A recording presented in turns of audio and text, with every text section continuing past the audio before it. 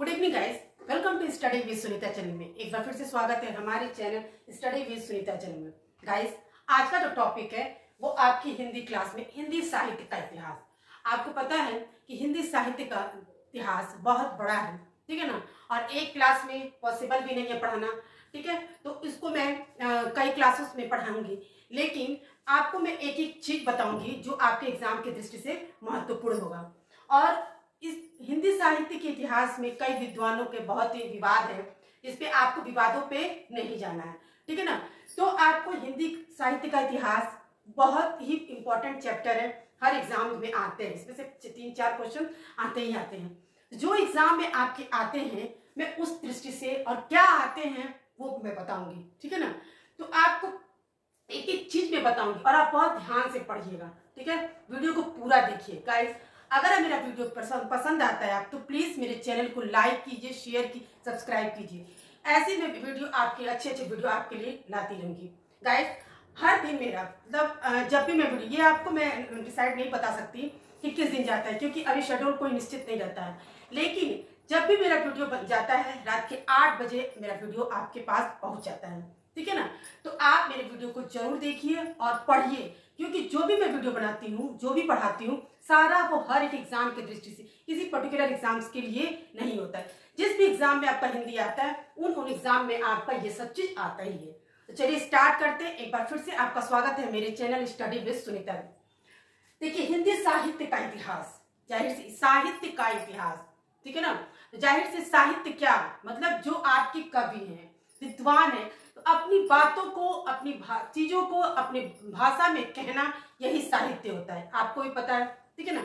तो ये देखिए, अब हिंदी साहित्य का जो विभाजन है, जो समय उसका जो है विभाजन किया गया, जिसको बांटा गया, विभाजन मतलब बांटा गया, इसके समय को कितनी कालों में बांटा गया, कहा जाता है हिंदी साहित्य काल का विभाजन, यानी कि उसके समय का विभाजन, उसको कितने कालों में बांटा गया है, ठीक है ना। और किसने किया, तो ये आचार्य रामचंद्र शुक्ल ने ही उनको 4 भागों में बांटा है। उसके समय का जो विभाजन है कितने में, 4 भागों में, ठीक है। तो सबसे पहला जो है उसको हम कहते हैं आदिकाल, दूसरा है पूर्व मध्य काल, ठीक है ना, उत्तर मध्य काल और आधुनिक काल, ठीक है। तो आपसे अगर सिर्फ यहां से एक क्वेश्चन मैं बता रही हूँ, एक क्वेश्चन बनेगा, वो क्या बनेगा, अगर आपसे ये पूछा जाए कि हिंदी साहित्य का इतिहास को कितनी काल में बांटा गया, कितने समय में बांटा गया, उसका विभाजन कितने उसमें किया गया, तो आप बोल सकते 4। कौन कौन सा, आदिकाल, पूर्व मध्यकाल, उत्तर मध्यकाल, आधुनिक काल, ठीक है ना। अभी मैं बताऊंगी इसको और क्या कहते हैं और किन किन विद्वानों ने क्या क्या कहा है, ठीक है। तो आप अब यहाँ से एक क्वेश्चन आपके लिए तैयार हो सकता है, क्या कि यही कि आप हिंदी साहित्य के इतिहास को कितने कालों में बांटा गया, यानी किसका विभाजन कितने उसमें किया गया, तो 4 में किया गया। आदिकाल, पूर्व मध्यकाल, उत्तर मध्यकाल, आधुनिक काल। इसको किस विद्वान ने किया, तो आचार्य रामचंद्र शुक्ल ने, ठीक है ना। अब आता है कि इन विभाजन का इनका समय काल क्या था, कब से कब तक का समय था। इसीलिए मैंने पूरा बोर्ड पे बहुत अच्छे से आपको लिखा है कि आपको अच्छे से समझ में। इनका देखिए बहुत मध्य है, ठीक है, मतलब 650 ईस्वी से शुरू है, लेकिन इसमें कहा नहीं जा सकता, लेकिन एक्यूरेट मतलब यहाँ से जो मैंने लिखा है समय वही मैं लिख लूँ, ठीक है। तो मैंने कब से कब तक का इनका है समय वो मैंने आपको लिखा है। देखिए, आदिकाल को कब से कब तक कहा गया, आदिकाल को और क्या कहते हैं, उसको और किस नाम से जानते हैं, उसका उपनाम क्या है, वो भी मैंने लिखा है, ठीक है। इसीलिए और आपको ये जानना, जैसे आपको एग्जाम में ये भी क्वेश्चन बन सकता है कि आदिकाल के और क्या कहते हैं, ठीक है, पूर्व मध्यकाल को और क्या कहते हैं, उत्तर मध्यकाल को क्या कहते हैं, आधुनिक काल, ठीक है। तो ये भी तो आप चाहे तो यहाँ से वो बहुत छोटे छोटे क्वेश्चन आप खुद भी बना सकते हैं, और क्या बन सकता है मैं आपको बीच बीच में बताती भी रह रही हूँ, ठीक है। देखिए, कब से कब तक, यानी 1000 ईस्वी से लेकर 1350 ईस्वी तक क्या था आपका आदिकाल, ठीक है ना। और आदिकाल को हम और क्या कहते हैं, वीर गाथा काल। आदिकाल को हम और क्या कहते हैं, वीर गाथा काल, ठीक है ना। तो ऐसा भी हो सकता है कि इस तरह से भी क्वेश्चन आ सकता है कि आदिकाल को और क्या कहते हैं, ठीक है ना, या फिर वीर गाथा काल से प्रश्न पूछ दिया, मान लीजिए कोई प्रश्न भी पूछ दिया, अगर पूछता है, वैसे सन पूछता नहीं है, लेकिन आपको नॉलेज होनी चाहिए, आपको जानकारी होनी चाहिए, ठीक है ना। तो ऐसा भी पूछ दिया, मान लीजिए वीर गाथा काल कब से कब तक है, तो आपको जब ये नहीं पता रहेगा कि वीर गाथा काल को और क्या कहते हैं, आपने तो पढ़ा है आदिकाल, तो आप कंफ्यूज जाएंगे। इसलिए उसके उपनाम को भी जानना आपका जरूरी है, ठीक है ना, और क्या कहते हैं। तो आदिकाल को हम क्या कहते हैं, वीर गाथा काल, ठीक है। 1000 ईस्वी से 1350 ईस्वी तक इसको आदिकाल का समय माना गया है। इसका विभाजन इतने तो 350 साल तक किया गया, ठीक है ना। उसके बाद आता है 1350 ईस्वी से, ठीक है, 1650 ईस्वी तक, यानी कि 1350 ईस्वी से लेके 1650 ईस्वी तक पूर्व मध्यकाल, ठीक है। और इसी को हम क्या कहते हैं, भक्ति काल, ठीक है ना। इस अगर मान लीजिए अगर आप दोनों नाम नहीं जानते तो केवल भक्ति काल आपने जब हमेशा सुना है, आदिकाल, भक्ति काल, रीति काल, आधुनिक काल, ठीक है। लेकिन बाई चांस अगर आपको भक्ति काल को पूर्व मध्यकाल करके पूछ दिया तो क्या करेंगे आप, तो नहीं हो, तो आपको जानना जरूरी है, ठीक है। तो यानी कि पूर्व मध्यकाल को हम क्या कहते हैं, भक्ति काल। इसी को स्वर्ण काल भी कहा जाता है, स्वर्ण युग भी कहा जाता है, क्योंकि जितने कवि हैं, ठीक है ना, सूरदास, कबीरदास, तुलसीदास, सारे भक्ति काल के, इसीलिए इनको स्वर्ण युग भी कहा जाता है, ठीक है ना, इसको भी। अब आता है उत्तर मध्यकाल। उत्तर मध्यकाल का जो समय है 1650 से लेके 1850 तक। देखिए ये समय पूछता नहीं है, लेकिन आपको जानकारी होनी चाहिए, क्योंकि कभी भी क्या हो सकता है, पूछ सकता है नहीं, ठीक है। इसीलिए मैंने कब का क्या समय लिखा है। 1650 ईस्वी से लेके 1850 ईस्वी तक आपका उत्तर मध्यकाल है, ठीक है ना। और इसको हम क्या कहते हैं, रीतिकाल। इसको हम क्या कहते हैं, रीतिकाल, ठीक है ना। अब आता है 1850 ईस्वी से लेकर और अब, यानी कि हम जो इस समय हैं इसमें है आधुनिक काल में।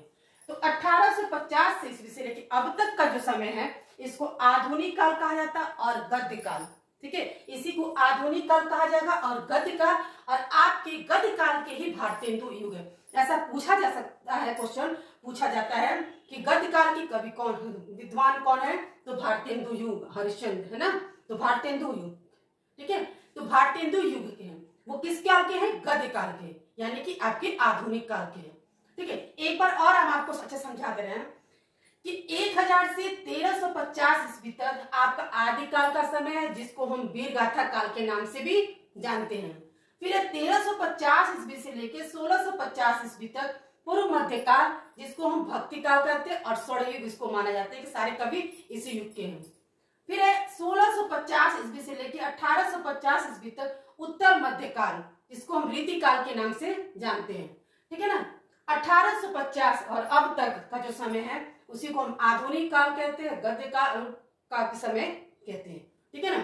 अब आता है कि इसमें मैंने आपको बताया इसमें बहुत विवाद है, ठीक है ना। साहित्य के इतिहास में काफी विद्वानों ने अपने अपने मत दिए, इसको और क्या क्या कहते हैं, कौन से विद्वान ने क्या क्या इस आदिकाल को कहा है, वो सब देखिए।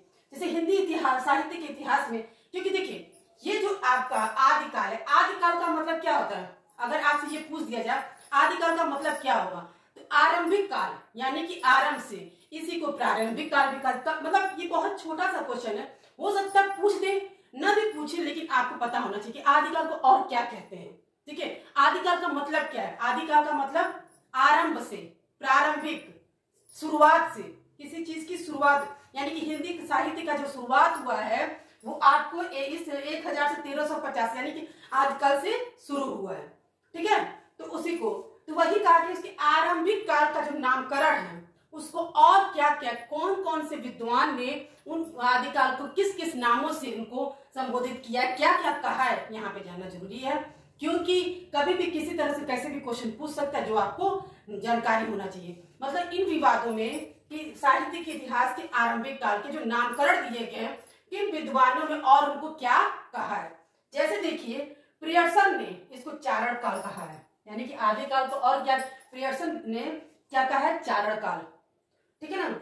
मिश्र बंधु ने क्या कहा, प्रारंभिक काल। जैसा कि मैंने बताया कि आदिकाल को क्या कहा जाता है, आरंभिक काल, प्रारंभिक काल, मतलब शुरू से, प्रारंभ से। तो किसने कहा ये बात, मिश्र बंधु ने। मिश्र बंधु ने आदिकाल को प्रारंभिक काल भी कहा है। फिर महावीर प्रसाद द्विवेदी का बीज वपन काल, ठीक है ना। बीज वपन काल यानी कि साहित्य का जो इतिहास है, यहीं से इन शुरुआत हुआ, इनकी बीजों का उत्पन्न होना, ठीक है। आदिकाल से इनका बीज जो है उत्पन्न होना, तो उसी को क्या कहेंगे, बीज वपन काल। और किसने कहा, महावीर प्रसाद द्विवेदी ने, ठीक है ना। उसके बाद आता है आचार्य रामचंद्र शुक्ल। भाई आचार्य रामचंद्र शुक्ल ही नहीं आदिकाल को क्या कहा, विगाथा काल भी कहा, ठीक है। तो आया फिर राहुल सांतकर्णी ने इनको और क्या कहा, सिद्ध सामंत काल। राहुल सांतकर्णी ने सिद्ध सामंत काल कहा। फिर है हजारी प्रसाद द्विवेदी ने भी इसको आदि, सब मतलब आचार्य रामचंद्र शुक्ल से पहले जो है हजारी प्रसाद द्विवेदी ने ही आदिकाल कहा था। लेकिन इस विवादों के कारण रामचंद्र शुक्ल ने इसका विभाजन कर दिया, ठीक है। और विभाजन में उन्होंने 4 कालों में बांट दिया, ठीक है। आदिकाल, पूर्व मध्यकाल, उत्तर मध्य, इस तरह से भी कह सकते हैं इसको। आदिकाल, भक्तिकाल, रीतिकाल और आधुनिक काल, इस तरह भी पढ़ सकते हैं। और आप आदिकाल, पूर्व मध्यकाल, उत्तर मध्यकाल, आधुनिक काल भी, क्योंकि मैं इस तरह से आपके बता रही, मतलब आपको जानकारी होना चाहिए कि किसको क्या कहते हैं, ठीक है। तो एक बार मैं फिर से बता रही हूँ, प्रियसन ने क्या कहा, चारण काल, ठीक है ना। मृषबंधु ने प्रारंभिक काल और महावीर प्रसाद द्विवेदी ने बीज वपन काल, ठीक है ना। उसके बाद आचार्य रामचंद्र शुक्ल जो काल का विभाजन किया वह आदिकाल। उसके बाद राहुल सांतकर्णी ने सिद्ध सामंत काल और हजारी प्रसाद द्विवेदी ने आदिकाल। तो आपको ये समझ में आ गया होगा कि किस किस काल से कहां तक का समय और क्या कहते हैं। बहुत अच्छे से आपको समझ में आ गया।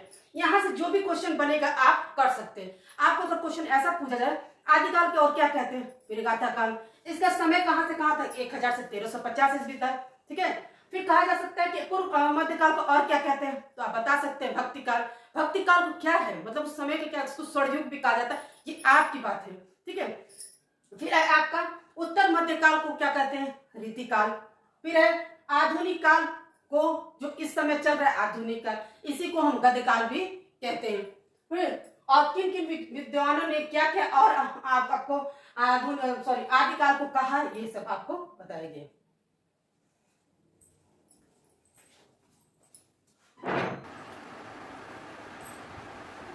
गाइस चलिए, अभी तक मैंने आपको इतिहास, काल विभाजन, ठीक है ना, सब कुछ मैंने आपको बहुत अच्छे से डिटेल में पढ़ाया।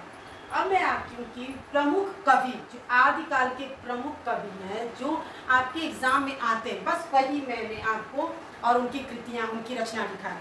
क्योंकि मैं प्रीवियस वीडियो में बहुत सारे ऐसे करीब 25-30 के लगभग मैं आपकी उनकी कृतियां लिखवा चुकी हूँ, ठीक है, प्रीवियस वीडियो में। तो आज मैं बस वो कृतियां बता रही हूँ, वो कवियों के नाम जो हमेशा से हमें रिपीटेड एग्जाम में हमेशा वो आते रहते हैं। तो वही बस कुछ छांट के लेके आए और उससे रिलेटेड प्रश्न, जो प्रश्न आपके एग्जाम में आते हैं, बन सकते हैं उस तरह से। लेकिन मैं आपको प्रश्न ऐसे और भी लेकर आऊंगी नेक्स्ट वीडियो में, जिसमें आपको बहुत इंपॉर्टेंट, जैसे अभी मैं आपको प्रश्न बताऊंगी तो आपको ये पता चल जाएगा इस प्रश्न को पढ़ने से कि हाँ ये बहुत इंपॉर्टेंस है, और इसी तरह से एग्जाम में प्रश्न बनते भी होंगे, ठीक है ना। तो आप और भी इसी तरह से मैं जो बहुत बारीकी प्रश्न जो आपको एकदम एग्जाम्स के दृष्टिकोण से बहुत इंपॉर्टेंस है, तो नेक्स्ट वीडियो में आपको ऐसे क्वेश्चन मैं आपको छांट कर लेकर आऊंगी। आज मैं उन क्वेश्चन को लेकर आई हूँ जो आपको पढ़ाने से जो क्वेश्चन बन सकते थे, जो आपके लिए महत्वपूर्ण है, वो मैं बता रही हूँ, ठीक है। तो आप मेरी अगली वीडियो का इंतजार कीजिए, मैं आपको बहुत इंपॉर्टेंस प्रश्न लेकर जरूर से आऊंगी। चलिए, जैसे देखिए आदिकाल के बहुत फेमस कवि हैं, कौन से, अमीर खुसरो, ठीक है ना। अमीर खुसरो जो बहुत ही महत्वपूर्ण, यानी महत्वपूर्ण क्या नहीं है, मतलब फेमस प्रसिद्ध कवि हैं कौन, और इनकी जो सब क्या खड़ी बोली, हिंदी बोली में इनकी कृतियां हैं। इसमें कौन सी कृतियां इनकी हैं, नजरे हिंद, कौन सा है, नजरे हिंद, एग्जाम में आता है। क्योंकि मैं अगर आपको बस 5 इसमें लिखवा रही हूँ कि प्रीवियस वीडियो में मैं आपको बहुत सारे आदिकाल की कृतियां लिखवा चुकी हूँ, कवि और कृतियां, इसलिए आज मैं वो लिखवा ले आई हूँ जो हमेशा से आते रहते हैं, बहुत इंपॉर्टेंस है, ठीक है ना। उसके बाद है चंद बरदाई। चंद बरदाई यानी कि इनकी कृतियां क्या है, पृथ्वीराज रासो, इनकी जो कृतियां हैं पृथ्वीराज रासो। विद्यापति मैथिली, ठीक है ना, पदावली, विद्यापति मैथिली पदावली। जगनीत परमार रासो, जगनीत परमार रासो। नरपति नाला विशाल दे रासो। देखिए हर एग्जाम में आता है, ये कोई ऐसा नहीं जो यूपीएसआई में, यूपीएससी में, टेट, सुपर टेट सब एग्जाम में पूछता है इस तरह से क्वेश्चन। इसीलिए ये ज्यादा ही मैं आपको लिख के, और कृतियां तो बहुत हैं, हिंदी साहित्य का इतिहास बहुत है, बड़ा है, ठीक है, एक दिन में पढ़ाना पॉसिबल नहीं है, ठीक है, काफी विवाद भी इसमें है। इसलिए इसमें सब कुछ को देखते हुए वो चीजें मैं लेकर आई जो आपके एग्जाम में आता है और जो आपके लिए महत्वपूर्ण है। ठीक है, अब देखिए प्रश्न क्या कैसे आदिकाल से संबंधित प्रश्न जो है, जो आप खुद भी बना सकते हैं प्रश्न, जो मतलब लगता है कि हाँ इस तरह से प्रश्न पूछा जा सकता है। जैसा कि मैंने बताया कि मैं आदिकाल से संबंधित और भी प्रश्न लेकर आऊंगी नेक्स्ट वीडियो में। देखिए हिंदी साहित्य के इतिहास के काल को के और क्या कहते हैं, जैसे अभी मैं पढ़ाते समय बोली थी, इस तरह से प्रश्न पूछ सकता है कि क्या कहते हैं, तो आप इसीलिए मैंने उपनाम के रूप में भी आपको बताया है। तो उस और क्या कहते हैं, आदिकाल, यानी कि वीर गाथा काल को और क्या कहते हैं, आदिकाल। ठीक है, पृथ्वीराज रासो, ठीक है ना, हिंदी साहित्य के किस काल में लिखा है, कि भाई ये हिंदी पृथ्वीराज रासो किस काल में लिखा गया है, तो आदिकाल में। देखिए तो क्वेश्चन आप ही बना सकते हो और ये है इसी तरह से। फिर हिंदी साहित्य की भूमिका के लेखक कौन है, हजारी प्रसाद द्विवेदी, जो उनकी जो भूमिका लिखी गई थी सबसे पहले, तो वो हजारी प्रसाद द्विवेदी ने। हिंदी गद्य का सर्वप्रथम युग, यानी कि अभी मैंने बताया कि आधुनिक युग को गद्यकाल युग और गद्यकाल में ही को क्या भारतेंदु युग कहते हैं। तो हिंदी गद्य का सर्वप्रथम युग किसे माना जाता है, भारतेंदु युग को। किसे माना जाता है, भारतेंदु युग को। हिंदी साहित्य का पहला इतिहास, जो हिंदी साहित्य का जो पहला इतिहास लिखा गया था किस भाषा में लिखा गया था, ठीक है ना, तो फ्रेंच भाषा में। क्योंकि ये भी बहुत इंपॉर्टेंट क्वेश्चन है, आपको भी लग रहा होगा कि बहुत महत्वपूर्ण क्वेश्चन है कि ये क्वेश्चन पूछ सकता है कि हिंदी भाषा का जो साहित्य का इतिहास है किस भाषा में लिखा गया था, तो फ्रेंच भाषा में। ठीक है, एक बार मैं और आपको रिपीट करा दे रही हूँ। अमीर खुसरो, नजरे हिंद, इनकी कृतियां क्या है, जो प्रमुख कवि है नजरे, उनकी अमीर खुसरो की क्या है, नजरे हिंद, इनकी जो किस बोली में, खड़ी बोली, हिंदी बोली सामान्य। चंद बरदाई पृथ्वीराज रासो, विद्यापति मैथिली पदावली, ठीक है ना, जगनीत परमार रासो और नरपति नाला विशल देव रासो। ठीक है ना। उसी तरह से देखिए आप, ये प्रश्न है कि वीरगाथा काल को क्या कहते हैं, आदिकाल। ठीक है ना, पृथ्वीराज रासो किस काल के कवि हैं, आदिकाल के। ठीक है, हिंदी साहित्य की भूमिका के लेखक कौन है, हजारी प्रसाद द्विवेदी। गद्य का सर्वप्रथम युग किसे माना जाता है, भारतेंदु युग को। और हिंदी साहित्य का पहला इतिहास जो लिखा गया था किस भाषा में लिखा गया था, फ्रेंच भाषा में। गाइस ठीक है, ये मैंने हिंदी साहित्य के इतिहास की आदिकाल को मैंने जहां तक अब तरफ से कोशिश की कि अच्छे से अच्छे मैं आप लोग को पढ़ाई हूँ, और इसमें से आपको प्रश्न तो मिलना ही मिलना है। जब मैं नेक्स्ट वीडियो में ऐसा प्रश्न लेकर आऊंगी इसमें से, तो आपको ये प्रश्न जो पढ़िएगा आपको खुद ही समझ में आ जाएगा कितना महत्वपूर्ण है। तो मिलते हैं नेक्स्ट वीडियो में।